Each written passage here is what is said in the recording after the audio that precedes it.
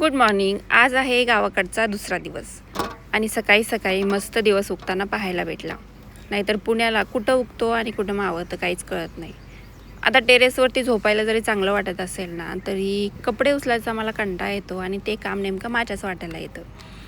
रात्रीच ठरलं होतं की स्वयंपाकामध्ये काय बनवायचं, तर शेवग्याच्या शेंगा करायच्या आणि हा याचा लास्ट तोडा आहे. आता तोडल्या तर मी सगळ्याच होत्या, पण मला सापडायलाच अर्धा तास गेला की त्या नेमकं पडल्या कुठं कुठं.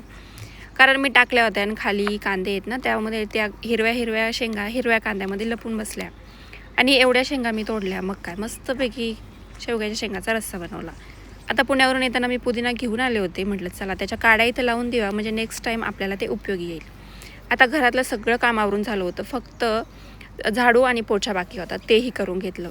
तोपर्यंत सासरे हे बटाटे घेऊन आले. आता मार्केटमध्ये बटाटे एवढे स्वस्त भेटलेत ना, म्हणून मग ते 50 किलो बटाटे घेऊन आलेत. आता करा वेफर्स कवर पण असं झालंय. तर चला भेटूया उद्या.